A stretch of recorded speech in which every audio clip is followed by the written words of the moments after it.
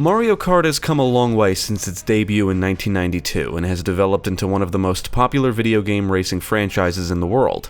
Over the years, Nintendo has modified the formula in some way with each new game, and a lot has come and gone. Each game introduces something new, and in Mario Kart 8, the big new thing is anti-gravity. Developed and published by Nintendo, Mario Kart 8 was released for Wii U in May 2014. An enhanced version of the game titled Mario Kart 8 Deluxe was released for Switch in April 2017. It includes all of the DLC, additional content, and gameplay tweaks. Despite some odd design choices, the original Mario Kart 8 is a great game and was one of the best-selling games for the Wii U. Now let's take a look at Mario Kart 8 Deluxe and see what was tweaked, changed, added, and how it turned out.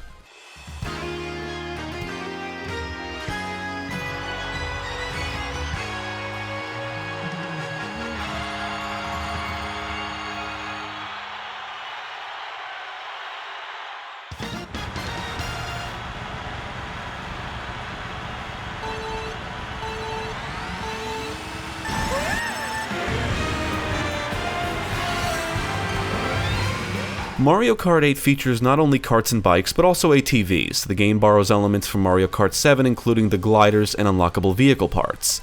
There's a lot of vehicle parts to unlock, and most of them are unlocked by collecting the coins scattered around the courses, and the parts you get are random. Coins also increase your top speed, and the max amount of coins you can acquire during a race is 10. So needless to say, unlocking most of the parts can feel like a grind. All parts have different stats, and the combination of character and vehicle parts will determine your stats in speed, acceleration, weight, handling, and traction. The big gimmick in 8 is anti-gravity, allowing you to drive on walls and ceilings. When driving on anti-gravity segments of the courses, you can bump into other racers to receive a boost.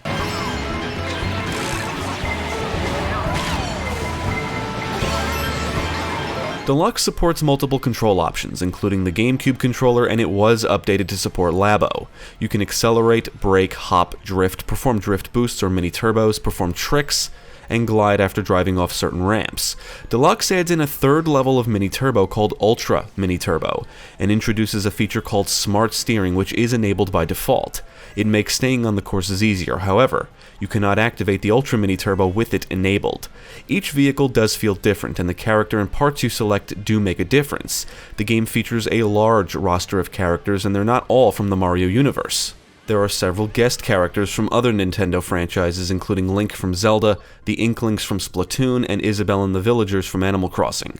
In Deluxe, most of the characters are unlocked from the get-go, and as awesome as the roster is, and as much as I welcome the Koopalings, I was disappointed to see that some previously playable characters did not make the cut, like Diddy Kong and Petey Piranha. You can race as your Mii character, and you can use amiibos to unlock Mii racing suits.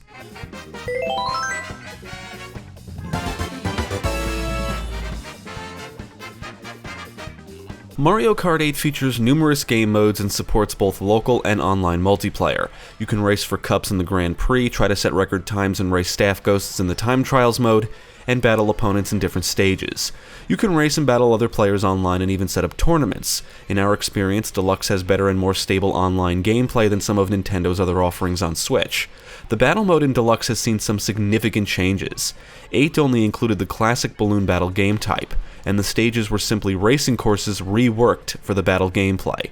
Deluxe includes additional battle game types and stages or arenas designed specifically for the mode. 5 stages are new and 3 are from previous games. Most of the additional game types were present in the previous games. The only new one is Renegade Roundup. It features a cops and robbers type of gameplay and actually proves to be a lot of fun. One team has to capture players on the opposing team using piranha plants, and the other team has to simply avoid being captured and can free their captured teammates from jail cells.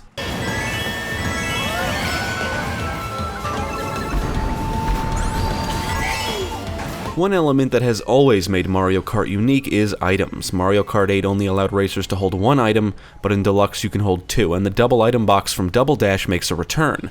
Unfortunately, unlike that game, you cannot switch between items manually. All of the classic items are here, and the coin returns as an item. It grants you 2 coins, and it feels like a waste of an item, because the courses are filled with them, and they respawn. I would get the coin item quite frequently whenever I was in first, and it proved to be very annoying, because it never helps you. It just leaves you open to attack. It's not hard to accumulate coins, so I'd rather have something to defend myself. If anything, it's like the game's way of saying, fuck you, you get no protection.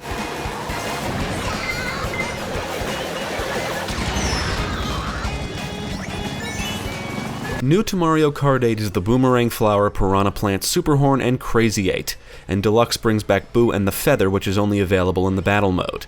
You can throw the Boomerang Flower to hit obstacles and other racers, and it will return after being thrown. The Piranha Plant will automatically chomp nearby obstacles and opponents. And Crazy 8 generates 8 items that circle around your vehicle, similar to the Lucky 7 item from Mario Kart 7. The Superhorn is the significant new item. It emits a radial shockwave that can destroy obstacles, shells, and cause opponents to spin out. It's a significant item because it can destroy spiny shells, making it extremely useful for the racer in first. The spiny shell behavior has changed a little. It still flies, but it stays low to the ground and will knock away any opponents in its path on the way to the racer in first, similar to how it worked in Mario Kart 64 and Super Circuit. Mario Kart 8 and Deluxe are unbalanced, and rubber banding is present, but these are not uncommon traits for the series, and luckily the unbalanced gameplay is nothing like what's experienced in Mario Kart Wii. If you're in first for a little while or you get really far ahead, the game will make an obvious effort to stop you, and sometimes you become the victim of an insane chain of attacks, especially in the higher engine classes. Here, you want to see some bullshit? Watch this.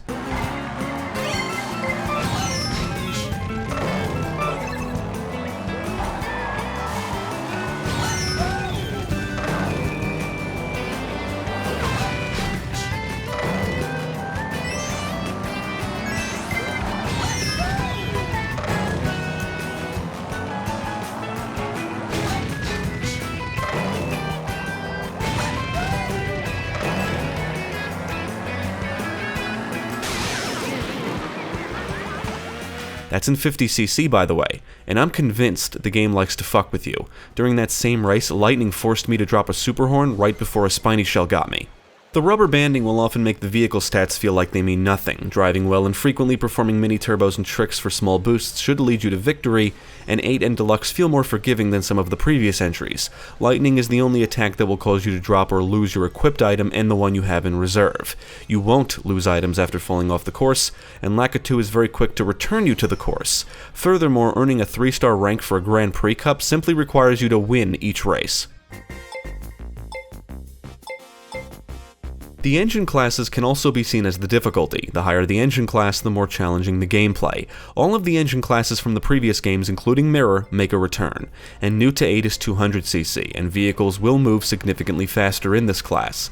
It was originally added to 8 in an update, and it's very obvious the courses are not designed for the speed, even in Deluxe. Now, I won't speak for other players, but I typically don't brake in Mario Kart games unless I absolutely have to. I constantly accelerate and drift around turns, and the courses have always been designed to let you do that. The game actually tells you braking is crucial in 200cc, and it's true. We tapped the brake button quite often. Choosing the right character and vehicle parts and having the course layouts memorized is very important in this class, because it's very easy to make mistakes. Using a mushroom willy-nilly or getting any kind of boost can often send you off course. After a while, I realized it was better to stop performing tricks after driving off certain ramps, because I would frequently end up boosting into a wall, barrier, or drive off course.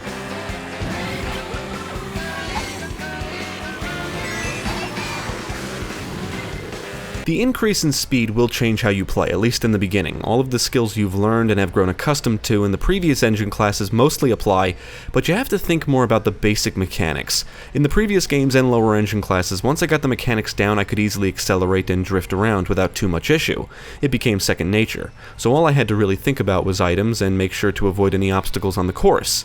This applies to 200cc as well, but I also had to think about my speed and if I should or should not boost, among other things.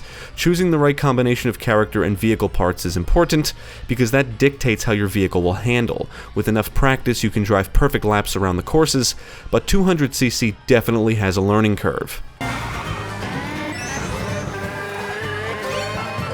Now, the new engine class is cool and all, but it's also our biggest gripe with the game. We're not against the increase in speed, and skill is required to master 200cc, but the courses are simply not designed for it, and that's the problem.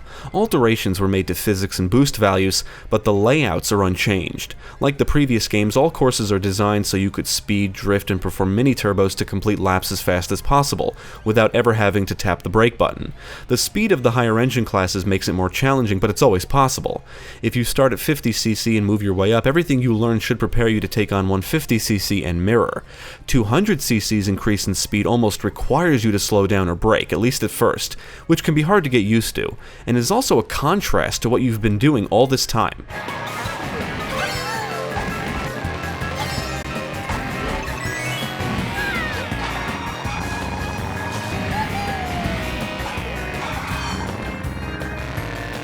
One way we could tell the courses were not designed for the speed is because we would overjump many things, which was never a problem for us in the lower engine classes.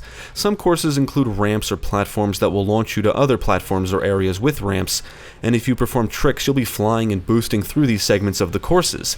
They're designed to let you do that. In 200cc, ramps can launch you further, making it easy to overjump the other ramps or the platforms entirely, often resulting in landing off course, so we found it better to avoid certain ramps altogether.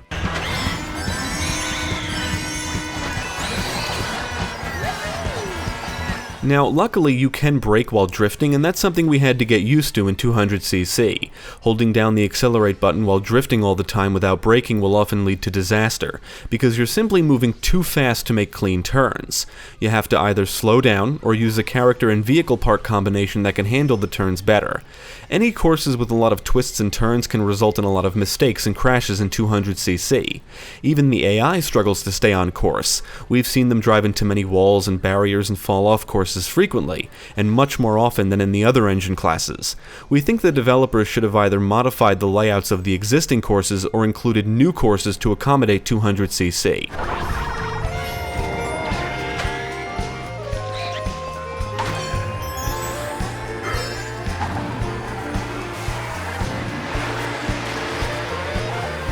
With all of the DLC, Mario Kart 8 contains the largest roster of courses in the series up to this point. The Grand Prix features 12 cups, 4 consist of all new courses, another 4 consist of retro courses, and the DLC cups include a mix of new and retro courses. Several DLC courses are based on locations from other Nintendo franchises, like F-Zero, Zelda, Animal Crossing, and Excitebike. Some courses don't actually feature laps and instead consist of checkpoints. Most of the new courses are excellent. You'll race around an airport, water park, a mansion clearly inspired by the Luigi's Mansion series of games, and 8's iteration of Rainbow Road is set in a space station. Some of the retro courses look and feel entirely different than they did in their original games, and were altered to support the new mechanics.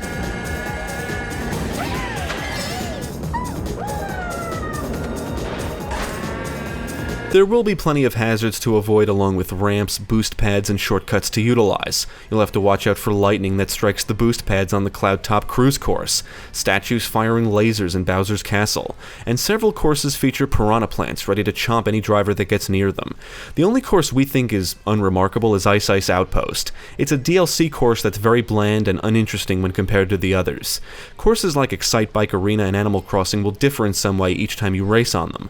The coins in Hyrule Circuit and Animal Crossing are changed to rupees and bells respectively, and coins can only be acquired by driving over the pit areas in the F-Zero courses.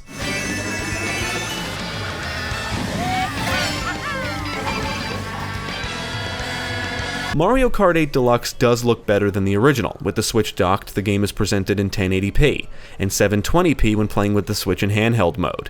The presentation is colorful, and the courses, characters, and vehicles are all detailed. Many of the retro courses really stand out because they're now visually consistent with the rest. Some of them look almost entirely different, like Ribbon Road from Super Circuit, for example. The only eyesore we noticed was some lower poly Toads and Yoshis in the backgrounds of some courses. The gameplay is accompanied by a phenomenal soundtrack. You'll get to listen to a lot of jamming, orchestral, and memorable tunes. 8 definitely has one of the best soundtracks in the series.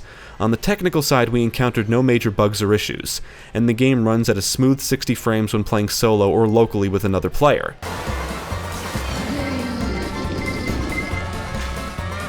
Mario Kart 8 Deluxe is my favorite game in the series up to this point, and I think the changes the developers made are all for the better. It's clearly the superior version.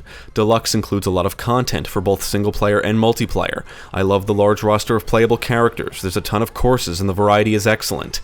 And the revamped battle mode results in one of the best battle modes in the series. Plus, it looks great and contains one of the greatest soundtracks in the series.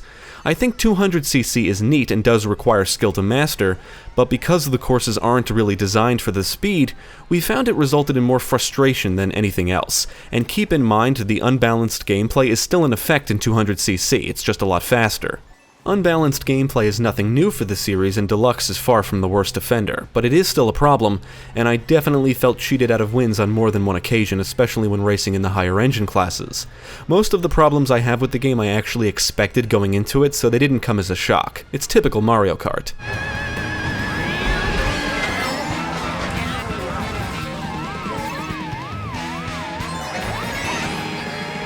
We would absolutely recommend Mario Kart 8 Deluxe to fans of the series and racing games. It's accessible, fun, it can be challenging, and you can take the experience with you on the go. Being a Mario Kart game, it is designed to appeal to a wide audience, and when playing casually, it will provide hours upon hours of entertainment.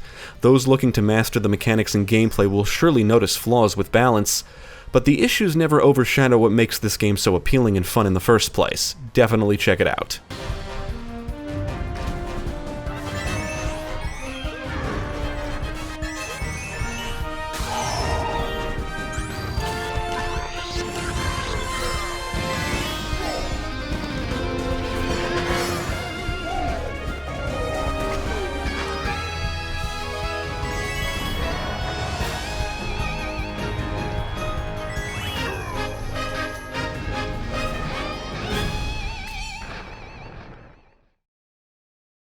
Thank you for watching. If you enjoyed this video, check out the rest of our channel, follow us at the links below, and you can also support us on Patreon.